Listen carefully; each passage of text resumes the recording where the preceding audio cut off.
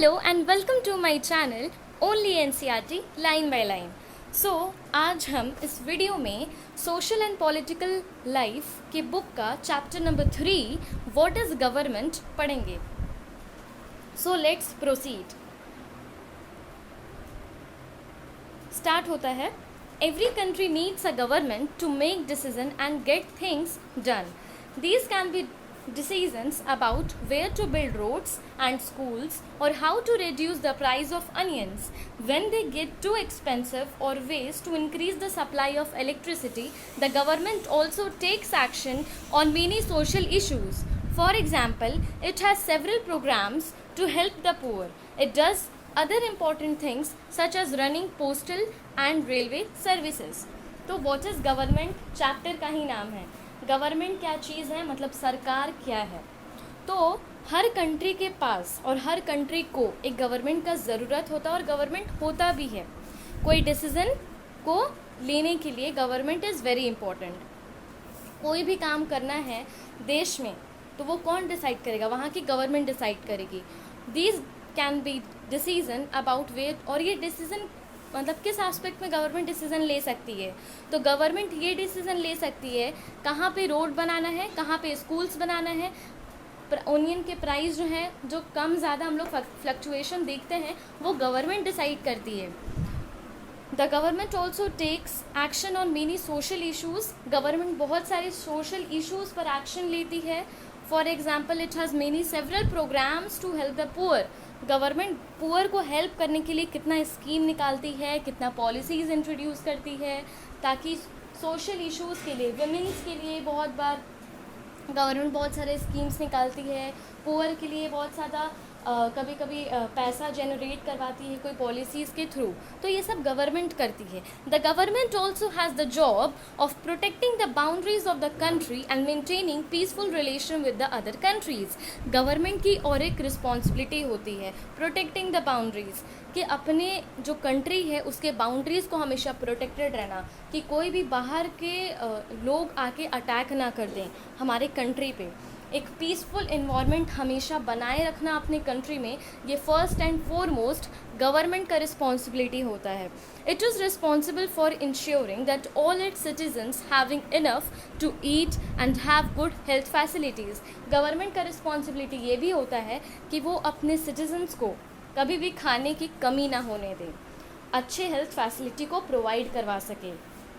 When there are natural disasters like tsunami or an earthquake, it is the government that mainly organizes aid and assistance for the affected people.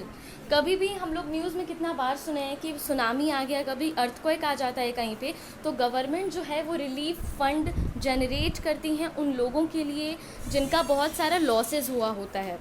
तो ये सब responsibility भी government का होता है। If there is a dispute or if someone has committed a crime, you find people in a court. Court are also the part of the government. अगर किसी ने कोई क्राइम कर दिया, किसी ने कोई मर्डर कर दिया, किसी ने कोई चोरी की, तो वो भी जाता है कोर्ट में, मतलब उसके खिलाफ भी कोर्ट में एक्शन लिया जाता है। और कोर्ट किसके अंडर आता है? कोर्ट भी गवर्नमेंट के, कोर्ट भी गवर्नमेंट का ही एक हिस्सा है। अब नेक्स्ट पैरा में चलते हैं। Perhaps you are wondering how government managed to do all this and why it is necessary for them to do together. There needs to be some amount of organization so that decision can be made. तो यहाँ पर एक question पूछा गया actually कि किस तरह से इतने सारे काम। तो अभी ऊपर वाले पैरा में एक्चुअली हम लोग गवर्नमेंट का बहुत सारा फंक्शन पढ़े, कि चाहे पुअर को पैसा देने का बात हो, पुअर के लिए कुछ करने का, सोशल इश्यूज़ पे करने का कुछ बात हो, या फिर वो सुनामी या अर्थक्वेक के टाइम हेल्प करने का बात हो, या फिर वो अपने सिटीजन्स को खाना देने का बात हो, या फिर अपने सिटीजन्स को सिक्योरिटी देने का बात हो, गुड हेल्थ फैसिलिटी प्रोवाइड करने का बात हो, एजुकेशन देने का बात हो। हर चीज़ में गवर्नमेंट का रोल है। अरे तो गवर्नमेंट इतना सारा काम करती कहाँ से है? मतलब गवर्नमेंट तो एक ही है ना, वो इतना सारा काम कैसे मैनेज करती है? तो इसके लिए चलते हैं, ये जानने के लिए चलते हैं नेक्स्ट पैरा में। Some rules have to be made that apply to everyone. For example, there is the need to control resources and protect the territory of a country so people can feel secure. कुछ ऐसे rules बनाए जाते हैं और बनते भी हैं जो सबके लिए एक होते हैं या अप्लाई टू एवरीवन, सबको वो फॉलो कर रहे हैं. For example, there is the need to control resources and protect the territory of a country. अगर हमें किसी टेरिटरी को मतलब प्रोटेक्ट करना है, अगर हमारा देश है, हमको अपने देश के टेरिटरी बाउंड्रीज़ को प्रोटेक्टेड रखना है, हमें अपने पीपल को सिक्योर फील करवाना है, तो हमें कुछ ऐसे रूल्स और लॉज को इन्फोर्स करना पड़ता है. गवर्नमेंट क्या है? गवर्नमेंट पीपल के बिहाफ पे सारे लॉज को इन्फोर्स करती है. जो लोग चाहते हैं वही गवर्नमेंट करती है. ठीक है.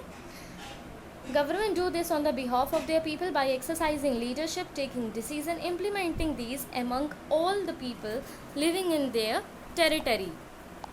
तो इस पैरा में यही बोला गया है कि गवर्नमेंट जो है वो अपने पीपल के बिहाफ में सारे डिसीजंस को लेती है और वो एक लीडरशिप का रोल अदा करती है. ठीक है. आगे चलते हैं. लेवल्स ऑफ गवर्नमेंट बहुत ही इंपॉर्टेंट टॉपिक है. अलग अलग लेवल होता है गवर्नमेंट का. ठीक है. Now that you know that the government is responsible for so many things. Government बहुत चीज़ों के लिए responsible होती है. Can you think of how it manages to do all these? और government कैसे करती है इतना सारा काम? The government works at different level. Government अलग अलग level पे काम करती है. Local level, state level, national level. ये 3 levels होते हैं government के. The local level means in your village, town, locality. The state level would mean that which covers an entire state like Haryana or Assam, and the national level relates to the entire country. See the map. Later in this book you will read about how local level government function, and when you go into the next few classes you will learn about how government function at the state and central level. तो अभी हम लोग फ़िलहाल इस chapter में सिर्फ इतना पढ़ेंगे कि लेवल जो लोकल गवर्नमेंट होती है, ये बुक में हम लोग पढ़ेंगे एक्चुअली कि लोकल लेवल में जो गवर्नमेंट होती है वो किस तरह से काम करती है. आने वाले क्लासेस में आप लोग नेशनल और स्टेट लेवल वाला भी पढ़ोगे. तो अभी के लिए हम लोग को सिर्फ इतना जानना है कि लेवल्स ऑफ गवर्नमेंट 3 होता है. लोकल लेवल, नेशनल लेवल और स्टेट लेवल. जैसा कि मैं यहाँ पे आप देख सकते हैं कि मैंने एक एग्जाम्पल लिया है लेवल्स ऑफ गवर्नमेंट का. देखो, गवर्नमेंट तो एक ही होती है लेकिन तब भी वो इतना स्मूथली काम कैसे कर पाती है, क्योंकि उसका जो ऑर्गेनाइजेशन है ना हर लेवल पे है. जैसे तुम नेशनल देखोगे तो नेशनल पे तो एक गवर्नमेंट है ही. ठीक है. पूरे कंट्री को जो मतलब गवर्न कर रही है. फिर उसके बाद तुम स्टेट लेवल पर एक एग्जांपल देखोगे. सपोज़ एक स्टेट का मैंने यहाँ पे एग्जांपल लिया है, दैट इज़ झारखंड. झारखंड एक स्टेट है, तो यहाँ पे भी एक गवर्नमेंट होती है जिसको हम लोग स्टेट गवर्नमेंट कहते हैं. वो पूरे स्टेट को सिर्फ गवर्न करने का काम होता है उसका. फिर झारखंड जो स्टेट है ना उसके अंडर भी बहुत सारा जगह आता है, छोटा छोटा जगह. ठीक है. बोकारो, चतरा, हजारीबाग, और यहाँ हम हजारीबाग का एग्जांपल लिया, दैट इज़ लोकल लेवल. ठीक है. ये जो लोकल लेवल या डिस्ट्रिक्ट लेवल जो बोलो, यहाँ पे भी कुछ कुछ गवर्नमेंट का ऑर्गेनाइजेशंस होता है जो लोकली गवर्न करता है चीज़ों को. क्योंकि देखो हम लोग एक ही जन पे भार नहीं डाल सकते. वर्कलोड अगर बढ़ेगा किसी एक पे तो कभी भी कोई काम स्मूथली नहीं हो सकता है. इसलिए जो गवर्नमेंट है ना उसने अपने लेवल्स को बांट रखा है 3 लेवल, लोकल, स्टेट और नेशनल. और लोकल लेवल की बात करो, डिस्ट्रिक्ट या उसको डिस्ट्रिक्ट लेवल भी कह सकते हो, तो उसमें हजारीबाग मैंने एग्जाम्पल लिया है. और स्टेट लेवल की बात करूँ तो झारखंड, असम, कुछ भी, हरियाणा. और नेशनल लेवल एक ही होगा हमारे हिसाब से, दैट इज़ इंडिया. आगे चलते हैं. The government works at different level, local, national and state. ये जो मैप है आप ध्यान से देखना, यहाँ पर पॉलिटिकल बाउंड्रीज़ के बारे में बताया गया है. मैप प्रैक्टिस करते रहना इज़ वेरी इंपॉर्टेंट, क्योंकि मैप जो है आने वाले टाइम पे मैप से बहुत क्वेश्चंस आता है. अभी तो कुछ नहीं है, आने वाले टाइम पे और मैप से क्वेश्चन आएगा एग्ज़ाम में एक्चुअली. और यहाँ पे और एक मैप हम लोग को दिख रहा है जिसमें ये एडमिनिस्ट्रेटिव डिवीज़न इस मैप में तुमको दिखाया जा रहा है. जैसा कि मैंने झारखंड का एग्जाम्पल लिया था तो तुम्हें झारखंड भी यहाँ पे दिख रहा होगा. यहाँ पे जो झारखंड है ना, देखो इसके अंडर कितनी जगह ब्लू, स्काई ब्लू से मार्क किए गए हैं कि झारखंड की जगह है सब. तो यहाँ पे भी कितना लोकल मतलब रीजन तुमको दिख रहा है. डिस्ट्रिक्ट लेवल का रीजन है ये सब, छोटा छोटा जगह है. ठीक है. झारखंड में, और यहाँ पे भी लोकल गवर्नमेंट का ऑर्गेनाइजेशन है यहाँ पे. ठीक है. तो ये तुमको बताया जा रहा है कि मतलब एक तो नेशनल हो गया, उसके अंडर इतने स्टेट्स आ गए, फिर स्टेट्स के अंदर लोकल रीजन्स आ गए. तो सबको गवर्न करने के लिए एक एक गवर्नमेंट है. अब आगे चलते हैं, that is laws and the government. Law और गवर्नमेंट का बहुत ही पॉजिटिव रिलेशन है। The government make laws and everyone who lives in the country has to follow these. Government क्या बनाती है? लॉ बनाती है, और उस सारे सिटीज़न को उस लॉ को फॉलो करना होता है। This is the only way government can function. यही एक तरीका है जिससे गवर्नमेंट काम करती है। Just like the government has the power to make decision, similarly it has the power to enforce decision. जिस तरह से गवर्नमेंट के हाथ में पावर है कि वो कुछ डिसीज़न ले सकती है या कुछ डिसीज़न पे विचार विमर्श कर सकती है, उसी की तरह सिमिलरली उसके हाथ में ये भी पावर है कि वो जो डिसीज़न ली है वो उसको इन्फोर्स भी कर सकती है। For example, there is a law that says that all person driving a motor vehicle must have a licence. Any person caught driving a vehicle without a licence can either be jailed or fined a large sum of money. यहाँ पर एक example दे के समझाया गया है कि जो government है वो लॉ बनाती है और उसको लागू करती है, मतलब इन्फोर्स करती है, और अगर उनके सिटीजन्स उस लॉज को नहीं मानते हैं तो उनको पनिशमेंट भी मिलता है। लाइक अगर हमारे देश में गवर्नमेंट ने ये रूल बनाया है कि बिना लाइसेंस के बिना कोई गाड़ी नहीं चला सकता रोड पे, तो अगर कोई चलाता हुआ मिल जाता है विदाउट एनी लाइसेंस, तो चाहे तो they will be either gelled, उनको जेल भेज दिया जाएगा, चाहे तो उनको फाइन लगा दिया जाएगा। Without this law the government power to make decision is not of much use. और बिना ये लॉज के, ठीक है, कोई मतलब नहीं है कि गवर्नमेंट डिसीजन ले रही है, बस डिसीजन लेने से नहीं होगा, उसको इन्फोर्स करना बहुत ज़रूरी है, तभी तो गवर्नमेंट है। It is the people who give the government this power. अब यहाँ पे एक क्वेश्चन पूछा गया है, मैंने छोड़ दिया। In addition to any action that government can take, there are also steps that people can take if they feel that a particular law is not being followed. जैसे गवर्नमेंट को जब लगता है कि वो सामने वाला आदमी या सिटीज़न वो मेरे लॉज को फॉलो नहीं कर रहा है, तो गवर्नमेंट उसको फ़ाइन करती है, पनिशमेंट देती है या जेल भेज देती है। ठीक उसी तरह अगर किसी नॉर्मल सिटीज़न को लगता है कि मेरे साथ गलत हो रहा है, मेरे साथ कोई सपोज़ ऑर्गेनाइजेशन भी इवन गलत कर रहा है, कोई भी गलत कर रहा है, तो वो खुद भी कोर्ट में जा सकता है और वो क्लेम कर सकता है कि मेरे साथ गलत हो रहा है। जैसे कि यहाँ पे एक एग्जाम्पल दिया हुआ है। If a person feels, for example, that they were not hired for a job because of their religion or caste, he or she may approach the court and claim that the law is not being followed. The court can give order about what should be done. यहाँ पे एक example दिया हुआ है कि अगर किसी citizen को लगता है कि हमको जानबूझ के जॉब पे नहीं रखा जा रहा है, even if I am having skill, मेरे अंदर स्किल है, टैलेंट है उस जॉब के लिए, बट तब भी हमको जॉब में बस इसलिए नहीं लिया जा रहा है क्योंकि मेरा वो कास्ट है या हम उस रिलीजन से बिलोंग करते हैं, तो वो आदमी जा सकता है कोर्ट और ये बात क्लेम कर सकता है कि मेरे साथ ये हुआ है, ये गलत हुआ है।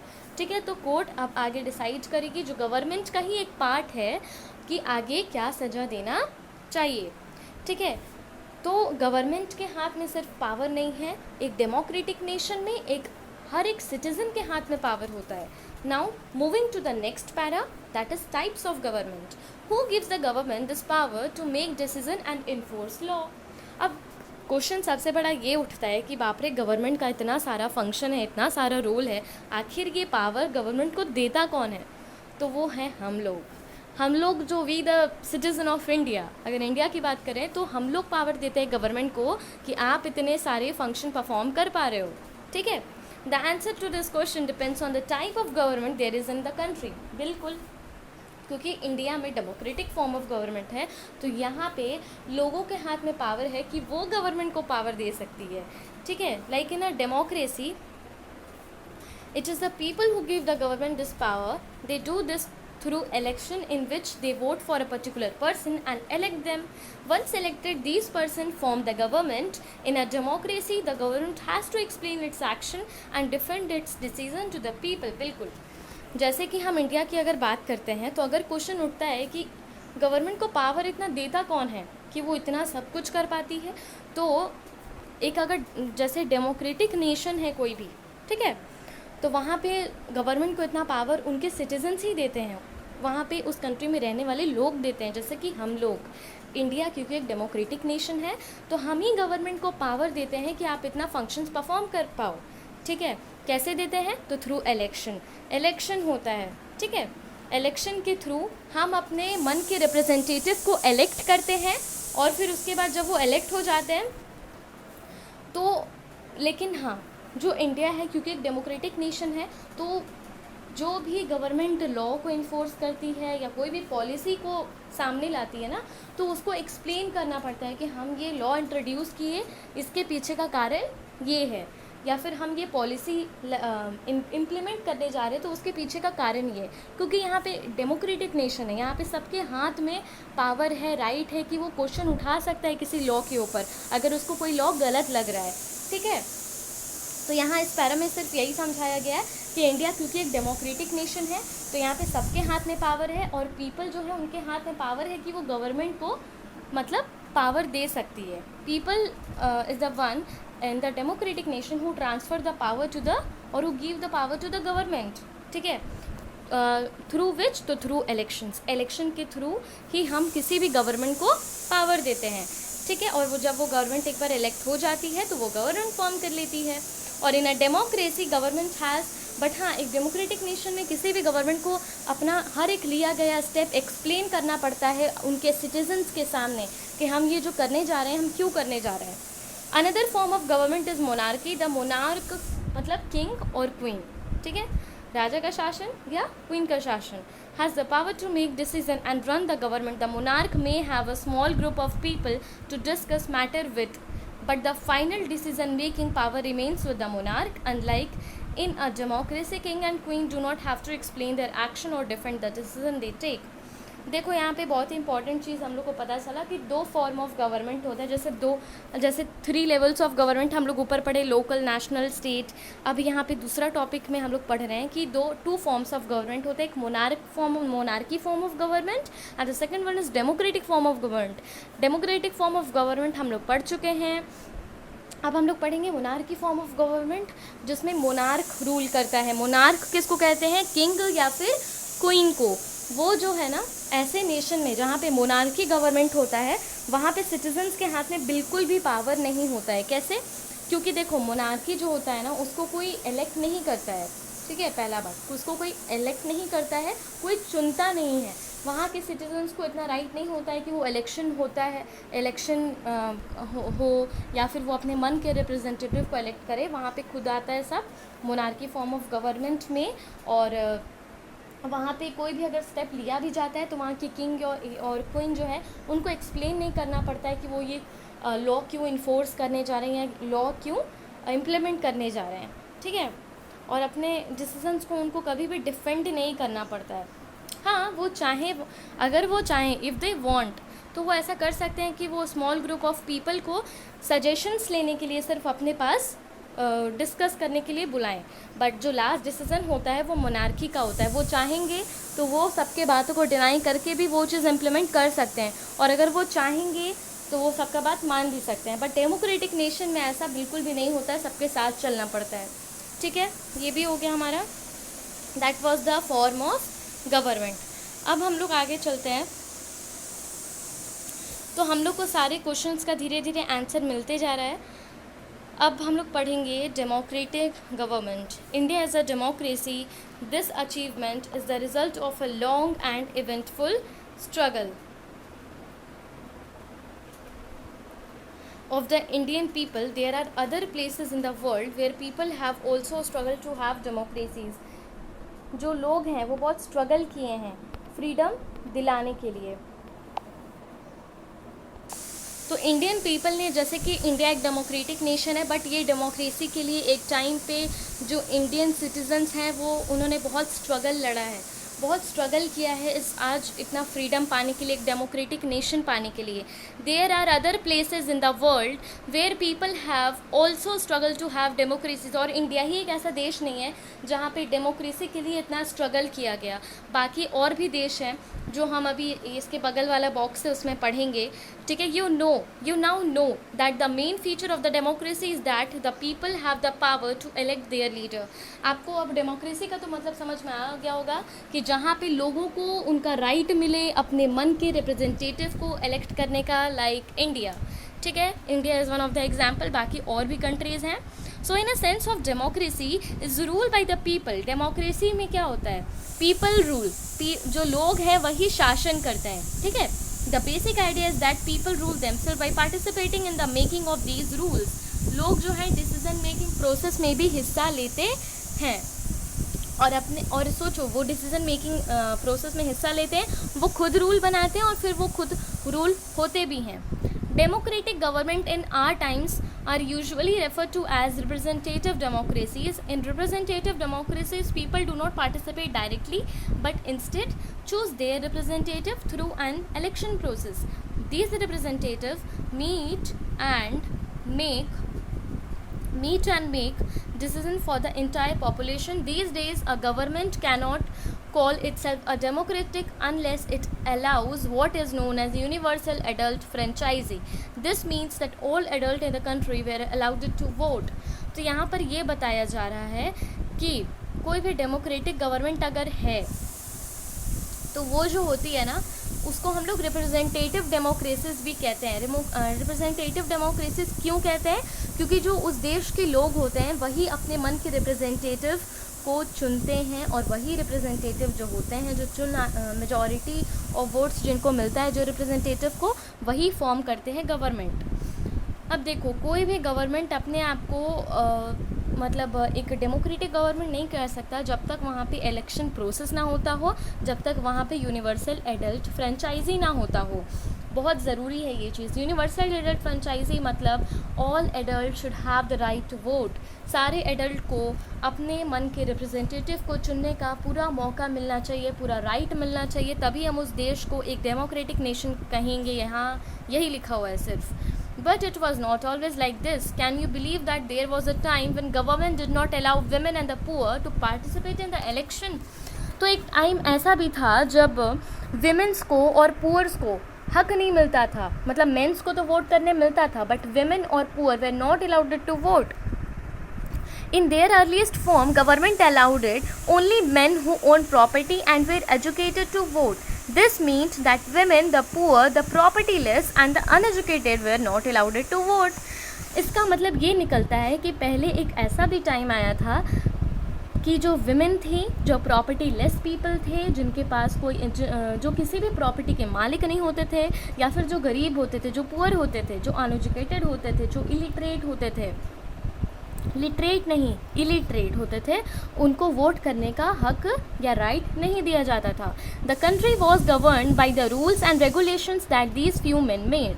और सोचो उस टाइम पे क्या होता था ना कि कुछ मेंस जो मिल के वोटिंग करते थे, मतलब जो इलेक्शन में वोट जाके करते थे कुछ ही लोग, वही पूरे एक लार्ज पॉपुलेशन का फेट डिसाइड करता था. तो ये बहुत ही बुरा बात है. In India before independence only a small minority was allowed to vote and they therefore came together to determine the fate of the majority. India में भी एक टाइम ऐसा था जब बहुत ही कम लोगों को मिला था राइट टू वोट, कि बहुत कम लोग ही जाके इलेक्शन प्रोसेस में हिस्सा ले सकते हैं, जिसकी वजह से वो कुछ ही लोग मिलकर जाते थे, वोट देते थे और उनका जो भी वोटिंग होता था वो डिसाइड करता था कि कंट्री में कौन आएगा.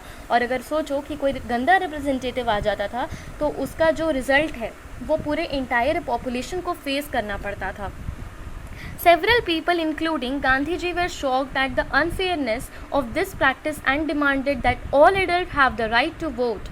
This is known as universal adult franchise. Gandhi ji भी ये जो प्रैक्टिस था उससे बहुत ही दुखी थे कि ऐसा बिल्कुल भी नहीं होना चाहिए कि हम कुछ लोग को वोट करने का हक दें और कुछ लोग को नहीं दें.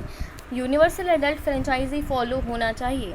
Writing in the journal Young India in 1931, Gandhiji said, "I cannot possibly bear the idea that a man who has got wealth should have the vote." यहाँ पे गांधी जी ने अपने एक जर्नल में, यंग इंडिया नाम के एक जर्नल में 1931 में उन्होंने कहा कि मैं बिल्कुल भी ये बियर नहीं कर सकता, सह नहीं सकता कि सिर्फ उस इंसान को वोट करने का मौका मिले या राइट मिले जिसके पास पैसा है, या फिर उस इंसान को वोट करने का मौका मिले जो एजुकेटेड है. वोट करने का मौका तो उन लोगों को भी मिलना चाहिए जो अनएजुकेटेड हैं लेकिन एक अच्छे इंसान हैं. ठीक है, कैरेक्टर जिसका अच्छा हो, who has got character but no wealth और लिटरेसी, भले उसके पास पैसा ना हो, नॉलेज ना हो, लेकिन उसके पास क्योंकि एक वो अच्छा इंसान है, जेनरस पीपल है, तो उसको वोट करने का मौका बिल्कुल मिलना चाहिए। वेल्थ के बेसिस पे हम लोग को बिल्कुल भी ये डिसाइड नहीं करना चाहिए कि कौन वोट देगा और कौन वोट नहीं देगा। नाउ क्योंकि गरीब होना कोई एक क्राइम नहीं होता, कोई अपने मन से गरीब नहीं होता है। अब एक ऊपर वाला बॉक्स था जो कि बहुत इंपॉर्टेंट है actually exam point of view से, इसलिए हम करवा देते हैं, जिसमें लिखा हुआ है यहाँ पे कि देखो, एक तरफ तो इंडिया में भी स्ट्रगल चल रहा था कि हमें भी वोट करने का मौका मिलना चाहिए, वुमेन कर रहे थे, पुअर थे, जो कुछ अनएजुकेटेड पीपल थे, वो लोग भी इस स्ट्रगल के हिस्सा थे। और एक अदर कंट्रीज़ में भी एक्चुअली ये स्ट्रगल चल रहा था। Like all over Europe and USA, women and the poor have had fight to participate in government. Women struggle to vote got strength during the First World War. यहाँ पे ये बताया जा रहा है कि यूरोप और यूएसए में भी एक्चुअली ये स्ट्रगल चल रहा था विमेन के द्वारा और पुअर के द्वारा कि हमें भी गवर्नमेंट के डिसीजन मेकिंग प्रोसेस या इलेक्शन प्रोसेस में हिस्सा लेने का मौका दिया जाना चाहिए। ठीक है, तो ये जो वुमेन का स्ट्रगल था ना, ये और ज़्यादा बढ़ गया था फर्स्ट वर्ल्ड वार के टाइम और बहुत हाईलाइटेड भी हो गया था। और this movement is called the women suffrage movement as the term. इस मूवमेंट को कहा गया, जो यूरोप और यूएसए में चल रहा था, इसको कहा गया विमेन सफरेज मूवमेंट। सफरेज मतलब कि राइट टू वोट, हमें अधिकार मिलना चाहिए वोट मतलब देने का, तो women suffrage movement, women struggling for getting the right to vote. During the war, many men were away fighting, and because of this, women were called upon to do work that was earlier considered men work. Many women began organizing and managing different kinds of work. When people saw this, they began to wonder why they had created so many unfair stereotypes about women and what they were capable of doing. So women began to be seen as being equally capable of making decisions. तो जब war चल रहा था, first world war, तो उस time पे सारे जो आदमी थे वो तो वॉर लड़ने चले गए थे। ठीक है, तो अब विमेंस को कुछ कुछ काम करने के लिए बुलाया जा रहा था, मजबूरी थी क्योंकि अब उस टाइम पे तो आदमी की कमी हो गई थी। तो जब विमेंस को काम करने के लिए बुलाया जा रहा था, और ये सब वो काम थे जो कहा जाता था सिर्फ मेन कर सकते हैं, लेकिन क्योंकि मजबूरी का टाइम था तो विमेन को बुलाया जा रहा था। बट विमेन ने उन सारे कामों को इतना अच्छे से किया कि जो वहाँ के लोग हैं और सारे लोगों को ये समझ में आया कि हम कितना अनफेयर स्टेरियोटाइप अपने मन में, स्टेरियोटाइप हम लोग जानते हैं, नेगेटिव ओपिनियन अपने मन में पहले से बना के रखें कि विमेन जो है वो बहुत ही वीक होती है या विमेन किसी चीज़ के कैपेबल नहीं होती है। और वो विमेन के वर्थ को समझना शुरू कर दिए, विमेन के वैल्यू को समझना शुरू कर दिए। The suffragettes demanded the right to vote. Suffragettes मतलब जो राइट टू वोट की डिमांड कर रहे थे, तो जो सफ्रेगेट्स थे वो लगातार उनका डिमांड जारी था और बहुत सारा रैली ये लोग लगातार कर रहे थे पब्लिक प्लेसेस पे। मेनी सफ्रेगेट्स वर इम्प्रीजन्ड, बहुत सफ्रेगेट्स को जेल भी जाना पड़ा। ठीक है, and went on hunger strikes, even वो लोग भूखे भी रह रहे थे, भूख हड़ताल कर रहे थे। And they had to fight by force, और आखिर में उनकी जीत हुई। कैसे? तो American women got the right to vote in 1920। 1920 में अमेरिकन विमेन को आखिर राइट मिल ही गया टू वोट, और यूके में 1928 में राइट टू वोट करने का जो डिसीज़न है विमेन को दिए जाना चाहिए वो ले लिया गया। तो इसी के साथ हमारा जो चैप्टर है व्हाट इज़ गवर्नमेंट वो भी ख़त्म होता है।